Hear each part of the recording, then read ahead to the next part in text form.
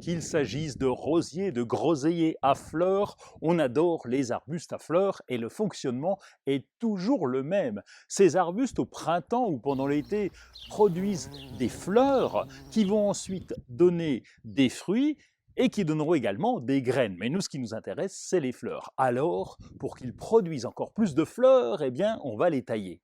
La fleur est l'organe le plus fragile de la plante, c'est pour ça que la fleur fane. Il faut environ 1 semaine à 3 semaines en fonction des variétés, et elle devient toute moche, toute brune, et ensuite il y a un fruit, c'est le cas par exemple des pommiers.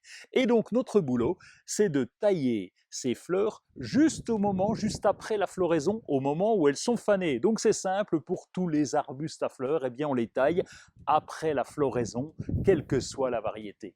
On va couper esthétiquement juste au-dessus de la feuille ou de la branche qui est en dessous de cette fleur fanée. Et puis les déchets, eh bien on va pouvoir les utiliser puisqu'ils vont aller au compost, bien sûr, si la plante est saine, si elle ne contient pas de maladie, mais on va pouvoir aussi faire des petites boutures avec les restes, évidemment, si la saison s'y prête.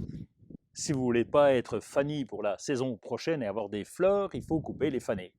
Fanny, fané, c'est pas facile à dire ça. Retrouvez tout France Bleu sur francebleu.fr.